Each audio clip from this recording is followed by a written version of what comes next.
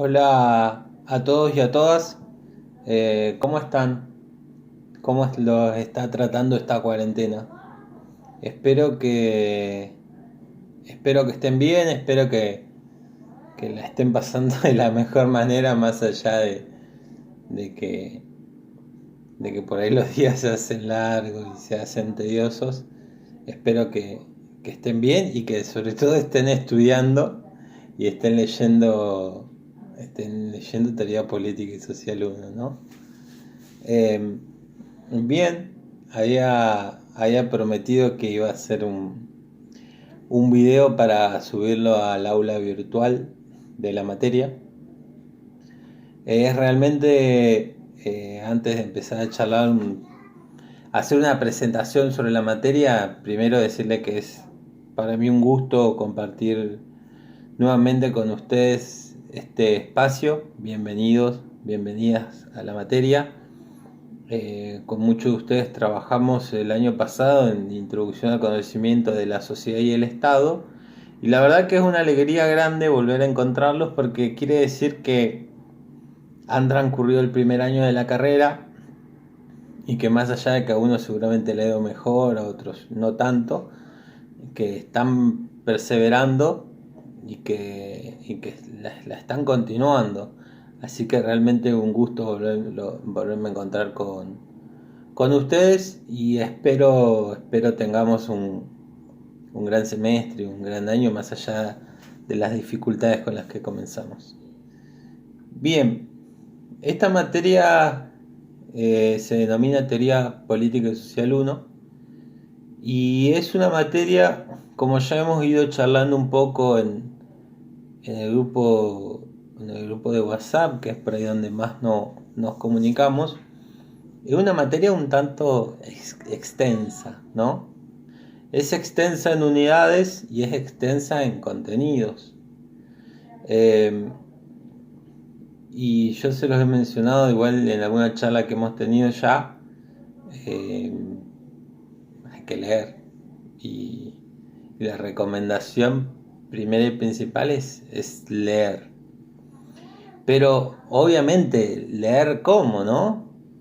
Eh, y el leer cómo me parece que es muy importante en esta materia el contexto en el que vamos a leer, porque vamos a leer muchos autores clásicos, pero ahí voy hacia ese lugar.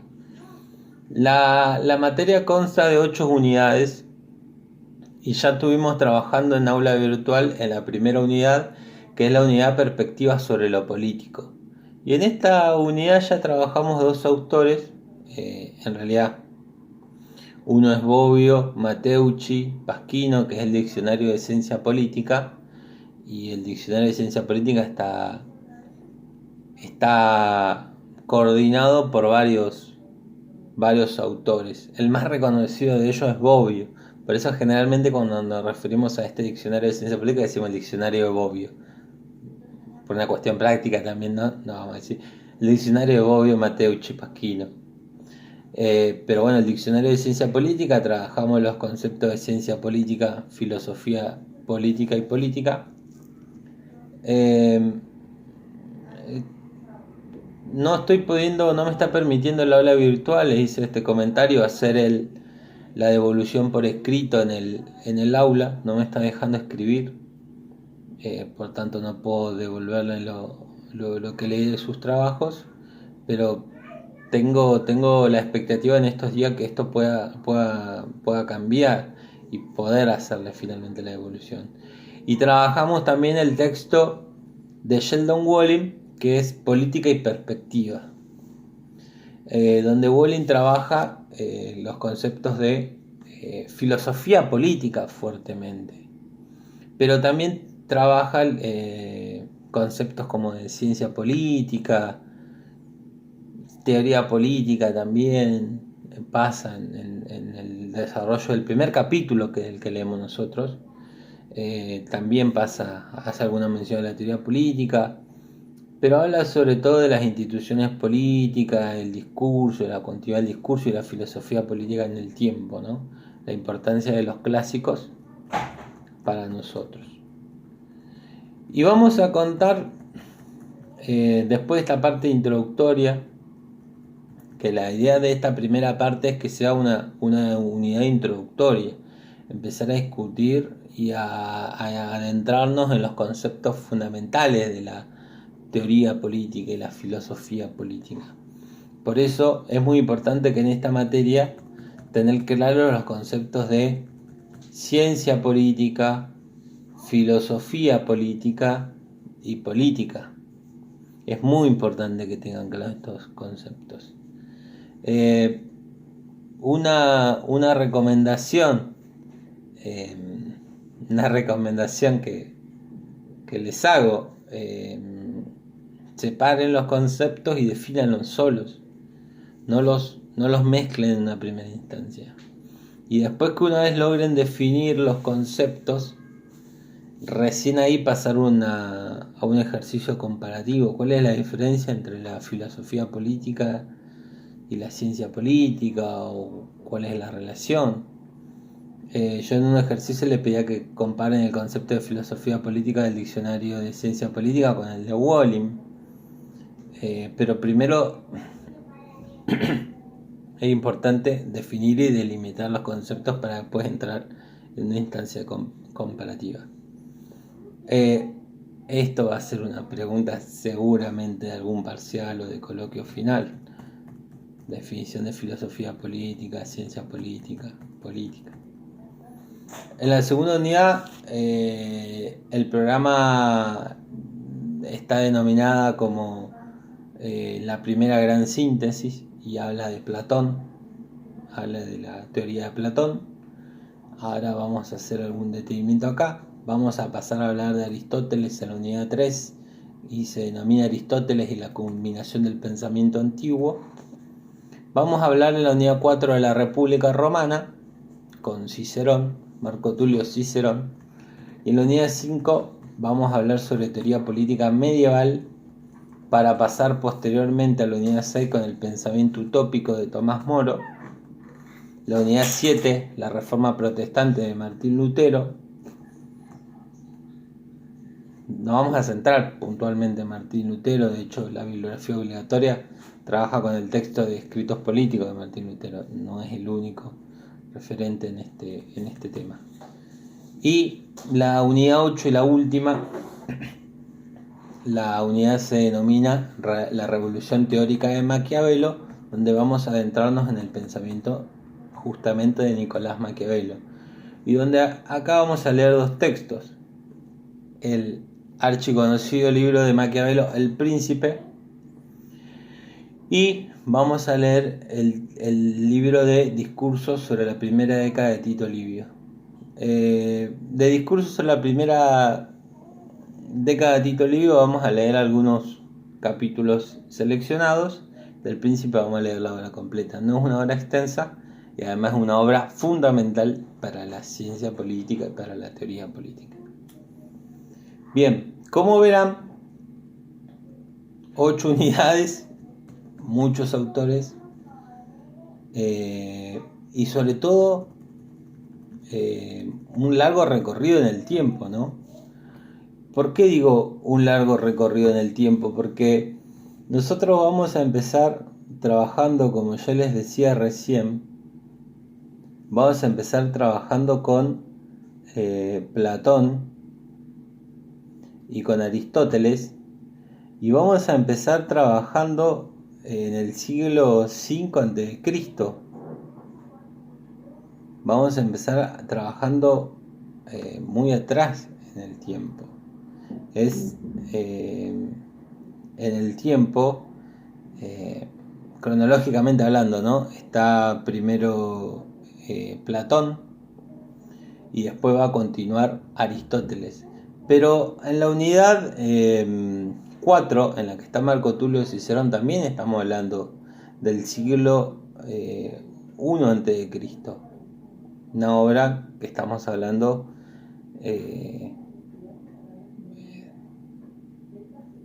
20 siglos atrás. Entonces, y vamos a pasar por la teoría medieval, que está en la unidad 5 con San Agustín de Hipona y Santo Tomás de Aquino, y vamos a llegar vamos a pasar por Tomás Moro y Lutero, y vamos a llegar hasta Maquiavelo, que estamos hablando del siglo XVI. Entonces, esto que estoy comentando no es un dato menor. No es un dato menor. ¿Por qué no es un dato menor? Porque vamos a recorrer casi 20 siglos, cronológicamente hablando, de historia, donde vamos a pasar por los más diversos contextos. Por eso antes le decía, es leer. Obviamente vamos a leer sus obras, vamos a leer los autores, pero es muy importante, considero, y yo creo que en esto les fui bastante insistente en primer año, porque en primer año también nos tocaba trabajar sobre algunos periodos del tiempo histórico, y nos tocó trabajar también con pensadores propios de la historia, y yo siempre fui insistente con el mismo punto. Vean el contexto. Vean el contexto muchas veces antes de leerlos a los autores o sus obras. ¿Por qué lean el contexto? Porque si no va a ser muy difícil poder entenderlos después. Va a ser muy difícil que puedan entender el pensamiento de los autores, puedan comprenderlo, porque generalmente buscamos llevar a los autores con nuestra lógica actual. Llevamos a los autores, los analizamos con nuestra perspectiva. Entonces muchas veces muchos conceptos nos va a resultar difícil comprenderlos, y hay muchos otros autores que nos van a generar, nos van a hacer ruido, ¿no? Como se dice habitualmente. Nos van a hacer ruido en el sentido de decir de qué está hablando este autor, por qué plantea esto, o por qué estamos hablando de un autor que plantea cuestiones tan atrasadas, ¿no?, en el tiempo. Y en realidad hay que entenderlo de este tiempo, sobre todo los más antiguos, ¿no? Platón y Aristóteles, que escriben en el siglo V y siglo IV antes de Cristo. Esto me parece muy importante. Por eso, otra cuestión que vamos a hacer antes de comenzar cada unidad es también ver la corriente de pensamiento filosófica del autor en general, porque nosotros estamos leyendo en esta materia obras específicas. De Platón vamos a leer la República. De Aristóteles vamos a leer Política. De Lutero vamos a escribir Escritos Políticos. De Maquiavelo vamos a leer los dos que les mencioné recién, El Príncipe y Discurso sobre la primera década de Tito Livio. Y así sucesivamente vamos a leer escritos puntuales de los autores, que a nosotros como futuros licenciados de ciencias políticas que van a ser ustedes, nos interesa ver la teoría política del Estado, o cuál fue el bagaje teórico que nos aportaron estos autores a la teoría política. No quiere decir que sean las únicas obras de estos autores. De hecho, muchos de ellos tienen mucha más bibliografía que la que nosotros vamos a leer. Y muchos tienen otra bibliografía y trabajan otras perspectivas, trabajan otras temáticas también, además de la política. Entonces me parece importante dos cuestiones. Una, el contexto en el que escribieron. Siempre les digo yo, miren cuándo nacieron los autores, miren en qué época vivieron, en qué país nacieron, vivieron. en qué contexto histórico les tocó pensar, les tocó reflexionar y les tocó escribir sus obras. Y la otra es la corriente de pensamiento general que tienen los autores. Porque si no, también se nos va a resultar complicado entender qué plantea, qué aporta a la teoría política si por ahí no conocemos su pensamiento filosófico en general. Estas dos cuestiones como muy importantes para empezar. De todas formas yo voy a agregar, después voy a subir, voy a compartir con ustedes en el Drive donde está la bibliografía, voy a agregar uno o dos textos sobre filosofía, filosofía general, digamos, un abordaje de los pensadores que vamos a trabajar de una perspectiva de la filosofía general. Yo sé que ya tiene mucho para leer, pero si alguno puede leerlo antes de leer las obras que tenemos como bibliografía obligatoria de la materia, si lo pueden hacer, se los voy a recomendar. O en algún momento por ahí quizás para probar, para cuando vayan a preparar el final, pueden llegar a usarlo como consulta. O quizá hay algunos autores que no les resulte complejo, pero quizás para el autor que le resulte complejo este material complementario les puede llegar a servir. Como voy a agregar igual algunos textos más como bibliografía complementaria a los autores, con otros abordajes para que también, si puedan leerlos y les sirva como una herramienta para también tratar de analizar y pensar las obras que tenemos en la materia. Bien, voy a presentarles la unidad 2, que tiene que ver con la gran síntesis de Platón, donde la bibliografía obligatoria que tenemos en esta unidad 2 es el texto de La República de Platón. Como les decía recién, no es la única obra de Platón, tiene muchas otras, ahora les voy a comentar. Y tiene como bibliografía complementaria a esta materia, hay un texto de Quito que se llama Los griegos, y hay un texto de Armando Porrati que es Teoría y Práctica Política en Platón. Estos textos complementarios lo que buscan es ayudarles a tener otra perspectiva, busca aportarles otra perspectiva en la lectura de Platón y la República. Bien, a mí me parece importante, muy importante me parece, que para hablar de Platón y antes de leer a Platón, hablar de Sócrates,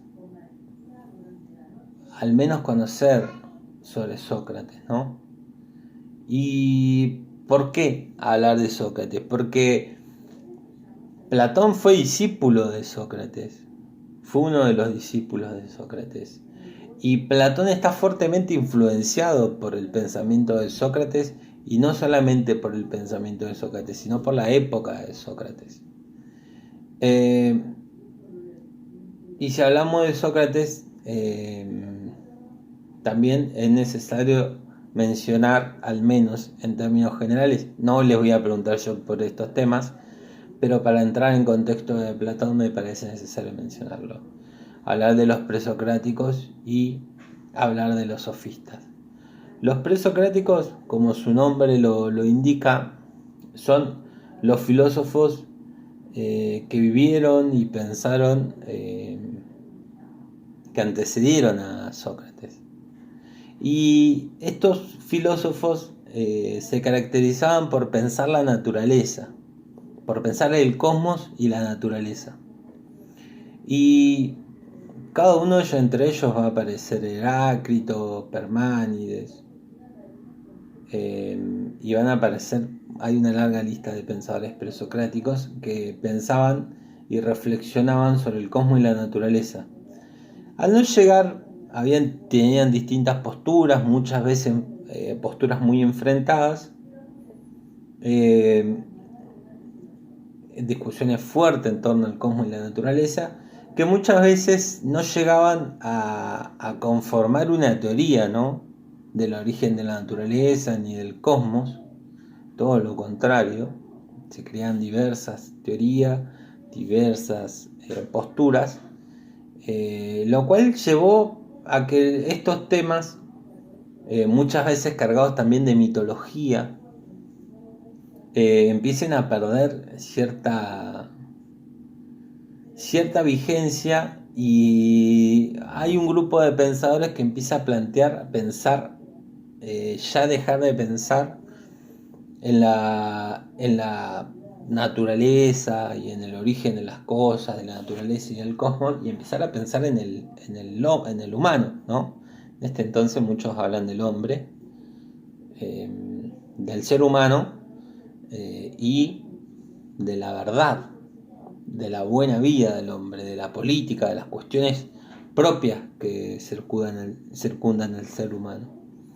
Entonces es aquí donde van a aparecer los sofistas en Atenas, donde los tres grandes sofistas en el siglo V a.C.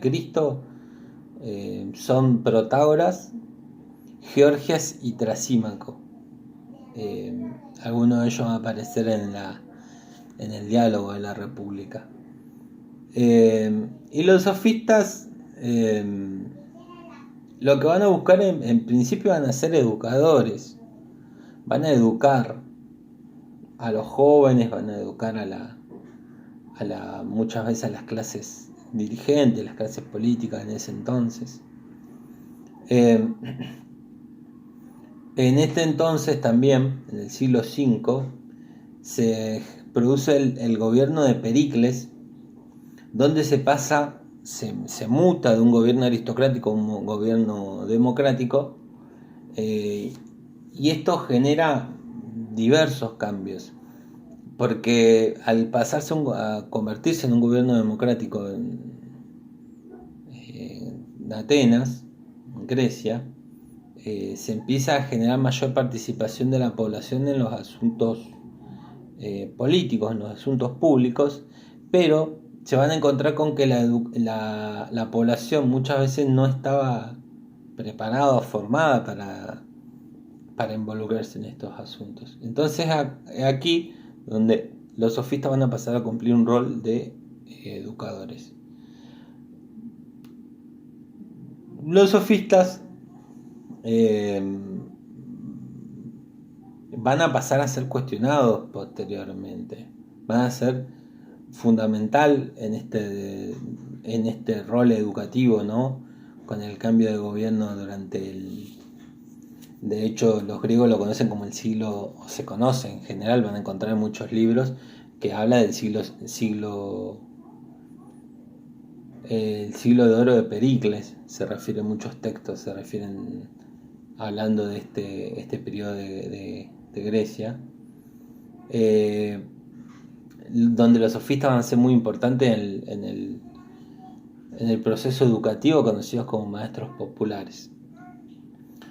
Pero van a empezar a ser cuestionados fuertemente posteriormente, ya que se comienza a ver a los sofistas como maestros que comienzan a relativizar la verdad.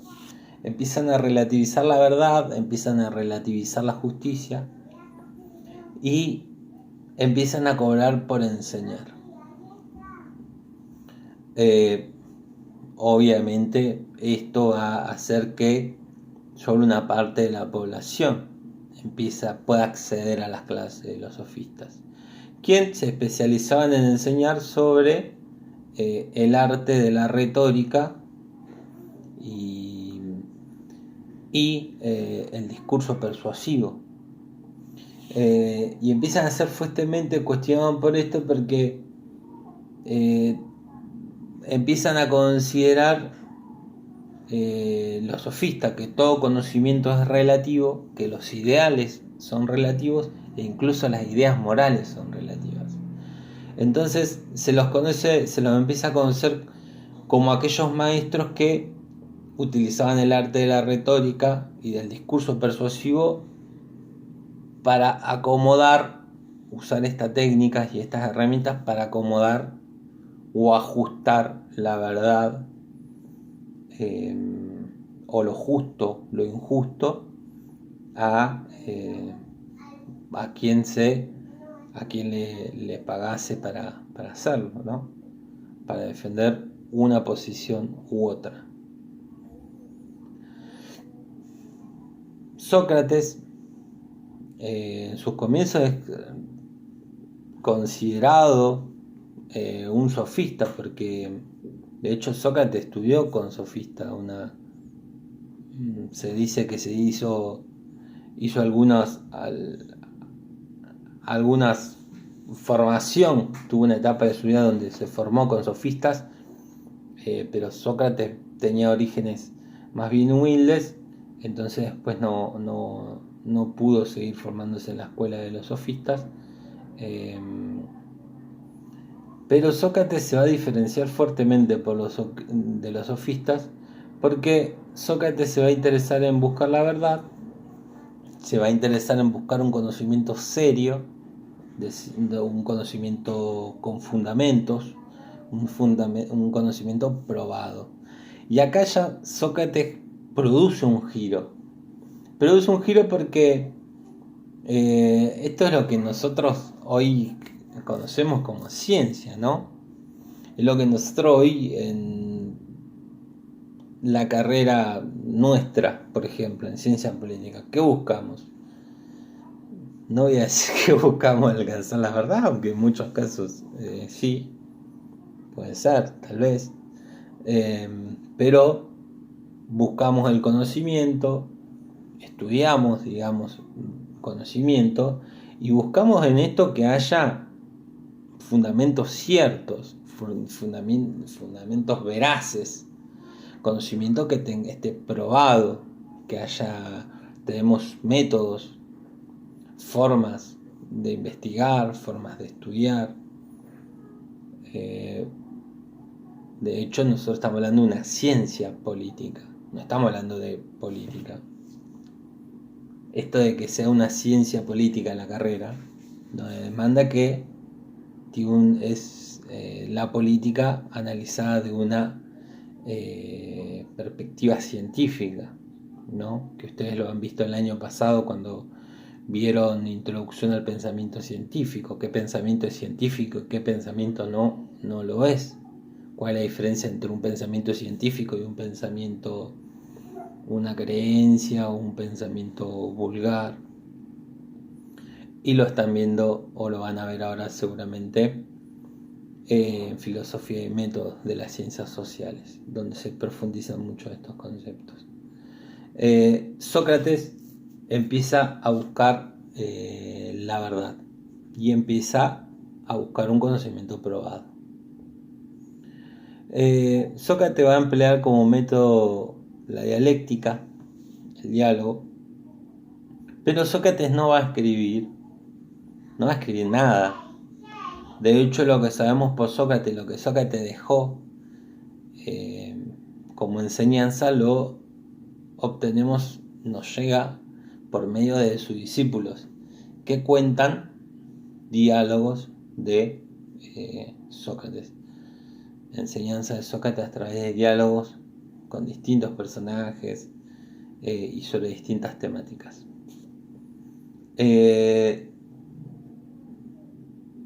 Sócrates era un maestro ambulante. Sócrates enseñaba en las calles, enseñaba en las casas, dialogaba con vecinos. De hecho, en la República van a encontrar, la República empieza hablando de que Sócrates es convocado a hablar a la casa de Polemarco, si mal no recuerdo. Es invitado a la casa de Polemarco para charlar, y aquí se desarrolla toda una charla y un debate acerca del concepto primero de la ancianidad y después de justicia, ¿no? Con las distintas posturas de los distintos personas que van interviniendo en la misma. Bueno, Sócrates era esto, ¿no? No escribir, caminar en las calles, en el ágora, y hablar sobre los distintos temas de la filosofía y de la comunidad, ¿no? Hay que tener en cuenta igual que tanto Sócrates como Platón y Aristóteles vivían en la polis, ¿no? Sócrates no estaba interesado, a diferencia de los sofistas también, no cobraba por enseñar, no cobraba por educar. De hecho, Sócrates muere al ser, por tener una sentencia, lo que sería una pena de muerte, ¿no? Donde es envenenado por medio de una sentencia y muere envenenado por la famosa cicuta, donde es acusado de ir en contra de las enseñanzas que el Estado en ese entonces proponía, y de por pervertir a los jóvenes, enseñar temas a los jóvenes que los llevaba por mal camino, ¿no? En realidad, cuando es juzgado Sócrates, se le da la opción de elegir el destierro o morir envenenado, y él elige morir envenenado, porque toda su vida él vivió, digamos, en la polis, en Atenas. Había enseñado sobre las leyes, sobre la filosofía, y creía que fuera de Atenas todo esto se iba a perder. De hecho, a Sócrates, sus discípulos le dan la opción de escapar a la sentencia y huir de Atenas para eludir la sentencia, y elige no hacerlo, elige morir y aceptar su condena, y es así que bebe la cicuta y muere, ¿no? Mueren en Atenas. Esto fue en el año 399 a.C. Bien, Sócrates fue de gran influencia para Platón. De hecho, hay varios libros que hablan de que impactó fuertemente la muerte de Platón, la muerte de Sócrates en Platón, y que en algún punto tuvo cierto desencanto con la política Platón al ver lo que había sucedido con Sócrates, quien tanto Platón como sus discípulos consideraban que Sócrates había sido castigado injustamente. Lo definían como un hombre el más sabio y el más justo de los hombres a Sócrates. Así que esto golpeó fuertemente a Platón. Platón, que nace 428, 427 antes de Cristo, 428, 427, porque los libros, la mayoría lo tienen definido de esta forma, el nacimiento no hay precisión, y muere en el 348, 347 a.C., a los 80 años. Platón tiene muchas obras que están clasificadas en 3 etapas. El periodo socrático, que se denomina Platón, yo anoté 3, tiene varias más. Yo anoté las que consideré las más relevantes, porque si les menciono todas,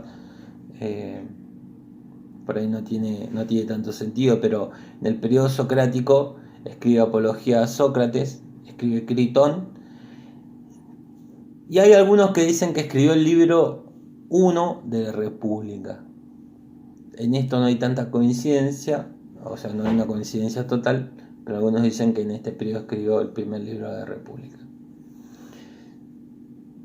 Posteriormente están los diálogos de madurez, que se denominan, y entre estos diálogos están los diálogos más reconocidos y los más importantes de Platón, según muchos, donde está el banquete, donde está el Fedón, donde está la República y donde está Fedro. Y por último están las horas de vejez, donde entre otras obras está Político y Leyes. Platón va a fundar la academia en Atenas en el 387 a.C. y Aristóteles, que vamos a ver en la siguiente unidad, va a ser su discípulo, quien va a ingresar a la academia a los 18 años, en el 367 a.C.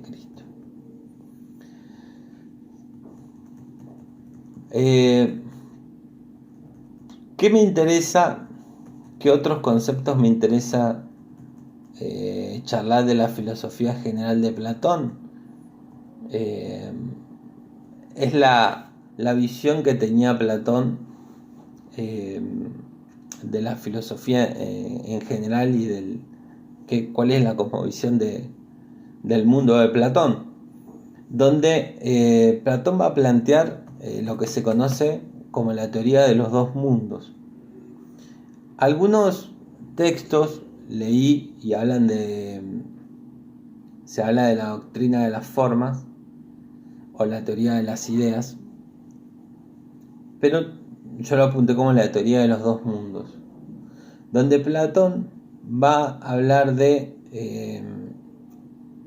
el mundo de las cosas, que es el mundo sensible, el mundo que se puede captar por los sentidos que conocemos, y este mundo solo puede proporcionar, según Platón, opinión.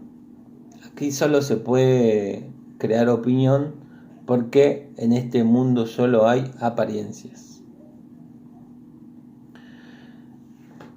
Por sobre este mundo de las cosas, mundo sensible, aparece el mundo de las ideas, el mundo inteligible, donde en este mundo se puede alcanzar el verdadero conocimiento.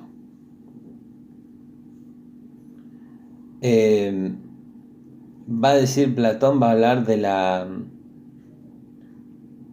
la episteme.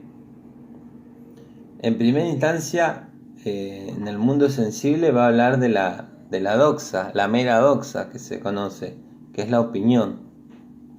En la opinión va a aparecer la creencia, la imaginación,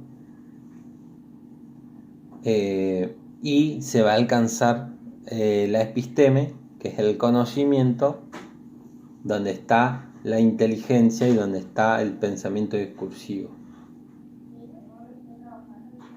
donde están las formas. En la episteme es donde se encuentran las formas, en el mundo de las ideas.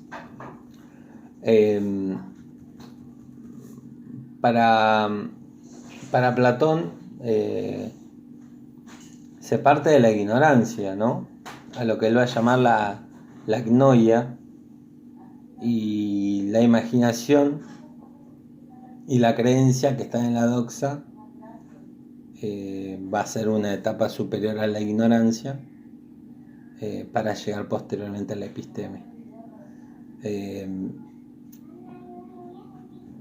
Esta concepción de Platón de los dos mundos, del mundo de las ideas, del mundo de las cosas, del mundo sensible, del mundo inteligible, es muy importante para entender gran parte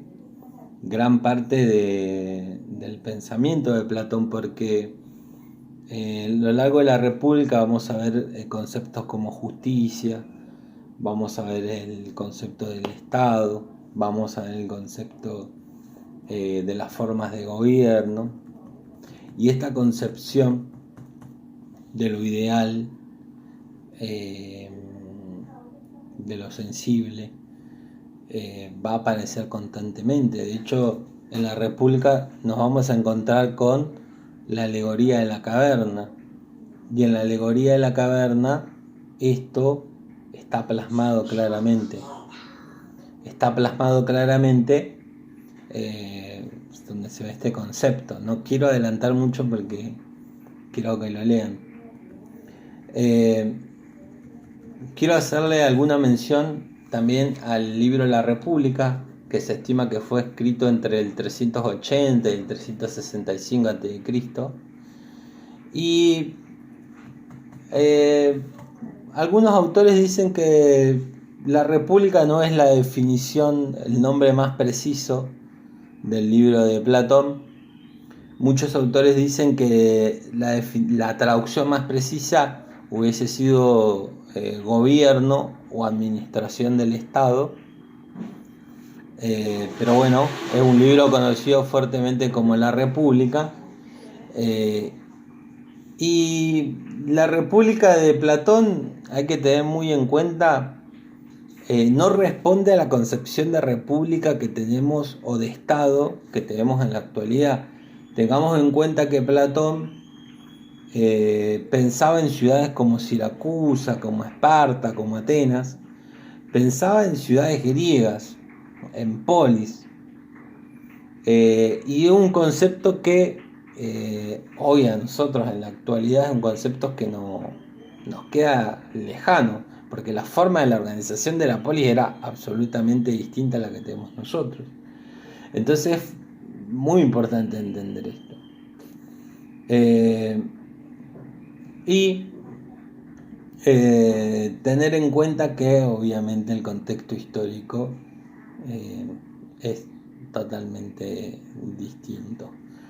Y esta aclaración siempre es buena hacerla porque muchas veces nos encontramos con estudiantes que dicen: no, estuve leyendo La República y leí un comentario, una definición que hizo Platón sobre las mujeres, que nos ha pasado, que dice: no puede ser, este libro no va.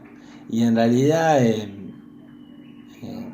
responde a un contexto propio de la época, ¿no? Responde a un pensamiento propio de su contexto histórico, social, político, económico, al igual que suscita muchas veces cuestionamientos o hace ruido, mucha gente se sorprende o algunos se enoja también leyendo la expresión quizás de la esclavitud que tiene Aristóteles. Pero bueno, por eso es importante introducirse en el contexto y recién allí empezar a leer. Y nosotros vamos a estar interesados en los conceptos de Estado, de gobierno, de justicia, entre otros. Quiero dejarles, para ir cerrando, no quiero que sea mucho más largo, aunque igual ya creo que llevo un rato bastante largo. Quiero dejarles para que piensen algunos conceptos de cara a la próxima lectura. Yo igual, y lo voy a decir antes que me olvide, en el aula virtual les voy a subir unos links. Hay 2 videos que están buenos, que son sobre Darío Z, Darío Stassreiber. Lo uso a él porque está bueno lo que hace con Mentira la Verdad. Y yo sé que en internet hay muchísimo material, muchísimo, sobre Platón, sobre Aristóteles y sobre, en realidad, la mayoría de estos pensadores, porque son pensadores muy clásicos. Ustedes fíjense que empezamos con Platón y Aristóteles en la Edad Antigua, y Cicerón, pasa que Cicerón es romano. Cicerón tiene por ahí otra perspectiva distinta. De hecho, la mayoría de los programas de teoría política 1 no lo tiene a Cicerón, muchos no lo tienen, algunos sí, pero muchos programas de teoría política social 1 no trabajan a Cicerón. De hecho, cuando yo estudié esta materia, Cicerón no estaba, siendo ayudante de segunda en una reforma del programa. La docente que es la titular, que está de licencia, Susana Vidos, se agrega a la unidad de Cicerón porque quedaba quedaba, digamos, como un vacío en el concepto de la república, que proviene de la República Romana, justamente de Cicerón. Pero ustedes fíjense que es una materia que empieza con Platón y Aristóteles en la edad antigua, en Grecia, va a pasar por Cicerón, pero Cicerón estamos hablando siglo I antes de Cristo, y ya después vamos a pasar a la Edad Media, lo que en historia se denomina Edad Media. Pero ustedes fíjense que nosotros tenemos en la Edad Media, que es la unidad 5, teoría política medieval, tenemos dos autores: San Agustín, que vive en el siglo V antes de Cristo, y a Santo Tomás, que Santo Tomás vive en el siglo XIII. O sea, dentro de la Edad Media vamos a ver dos autores que están muy separados en el tiempo entre sí, pero son de los más destacados en teoría política medieval de la Edad Media. Y recién ahí vamos a pasar a autores que escriben, Martín Lutero y Tomás Moro, que escriben en la época, en el siglo XV, finales del XV, principios del XVI, y Maquiavelo, que van a escribir en una época de Renacimiento. Entonces, yo, digamos, voy a ponerles en el aula virtual, les decía, unos links de unos videos que les ayuden a pensar los autores, ¿no? Que los ayuden a pensar los autores. Material que suba, la idea es que ayude a complementar la lectura, que los ayude a pensarlos, que los ayuden a introducirse. Nunca un resumen, nunca un video va a reemplazar una lectura. Eso no, digamos. No se confíen en eso, por favor. La idea del video, del producto audiovisual, es que les ayude a complementar la lectura, les ayude a entenderlos, en muchos casos. Así que voy a subirles dos videos, uno que habla sobre mentira a la verdad, sobre apología de Sócrates, que es el que les recomiendo que vean primero, y después uno que hace referencia a la alegoría de la caverna. Les decía, hay mucho material en internet, que seguramente muchos de ustedes ya lo han consultado, pero tengan cuidado, porque al haber mucho material, hay mucho material que es de baja calidad, por decirlo de alguna forma. Por eso tengan cuidado que consultan, por favor, tengan cuidado que consultan. De todas formas, el objetivo en esta materia no es que lean solamente los libros, que a veces por los contextos tan lejanos, muchos libros, de estos libros de bibliografía obligatoria, no es tan sencillo leerlos. De hecho, Platón en la República son diálogos y menciona nombres que muchas veces pueden resultar complicados ya leerlos. Usan algunos términos que son muy propios de la época. Entonces es lógico que muchas veces tienden a querer dar desesperación y decir, bueno, que alguien me diga de qué se trata esto. Un poco este video intenta ser orientador, y si no, va a pasar que empiezan a bajar cosas del primer lugar que aparezca, y muchas veces se van a encontrar con material que los va a confundir más que ayudar. Y nosotros en esta materia decía, tenemos como objetivo leer las obras, leerlas. Pero mi objetivo no es solamente que la lean, mi objetivo como docente es que las estudien, que estudien a la República, que estudien el libro de política, que estudien el material, no que lo lean simplemente. Por eso quiero aprovechar la oportunidad de avisarles que Seguramente cuando trabajemos conceptos, tratemos de trabajar conceptos directamente, vamos a trabajar con conceptos directamente tomados de la bibliografía. Yo les voy a preguntar en muchas actividades o en los parciales de dónde están tomando, de qué libro, de qué capítulo están tomando los conceptos. Por eso cuando empiecen a leer y empiecen a estudiar República, Política o la distinta bibliografía del material,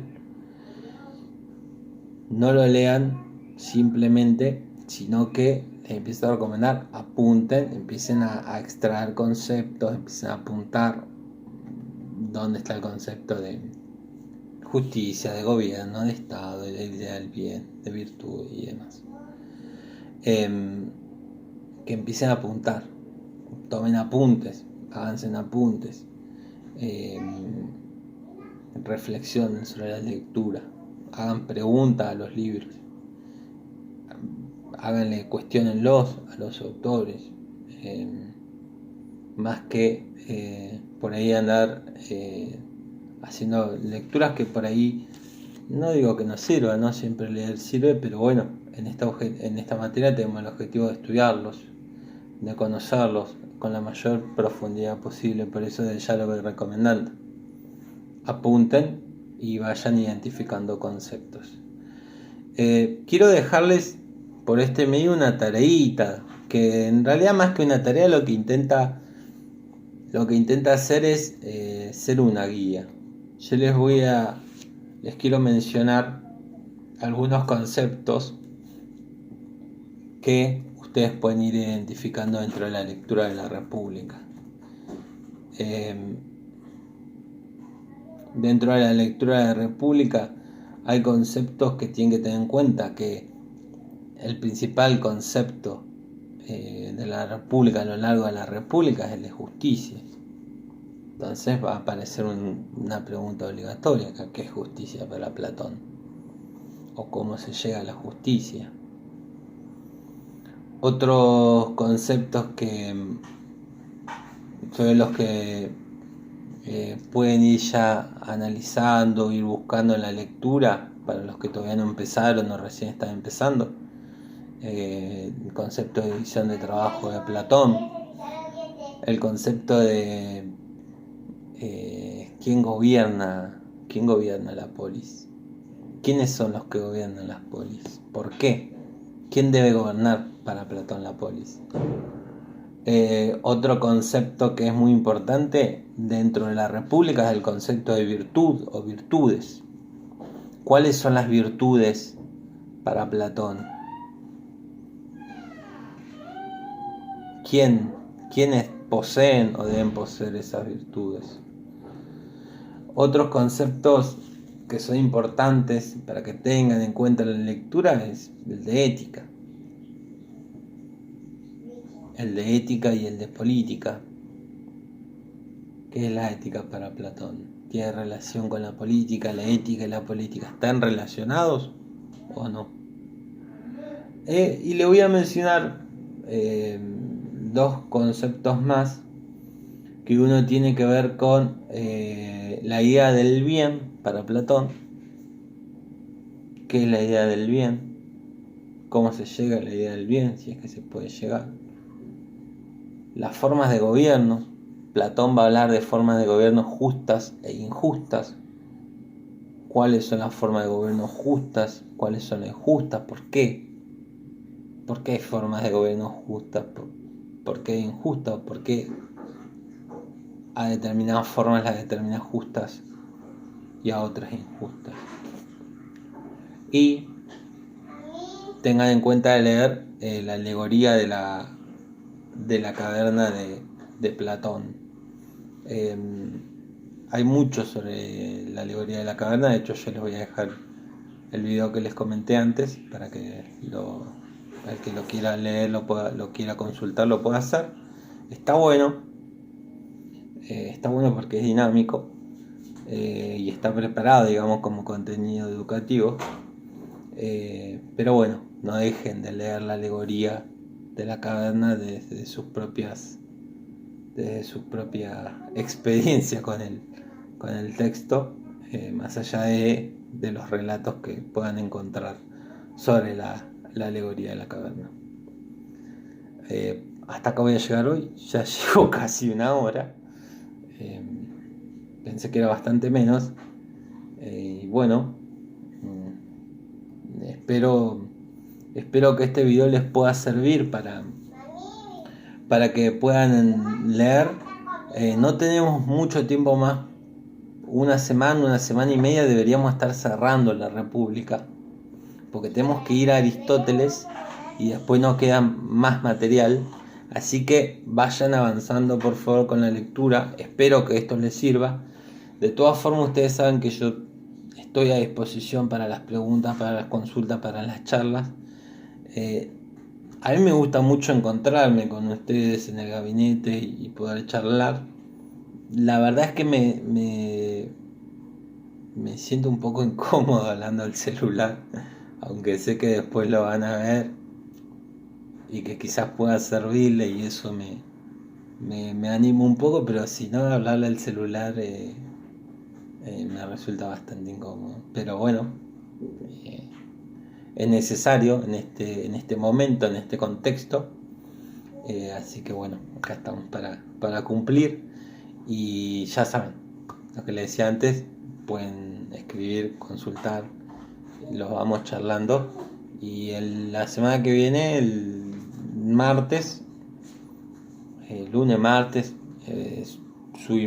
subo un video más acerca de Aristóteles, hacer una introducción al contexto de Aristóteles, que en realidad el contexto de Aristóteles es similar al de Platón, pero sí una introducción a la concepción filosófica de Aristóteles y algunas consideraciones sobre los dos materiales que vamos a ver de Aristóteles: política y ética nicomaquea o nicómaco, que me había olvidado de mencionarlo cuando hablé antes.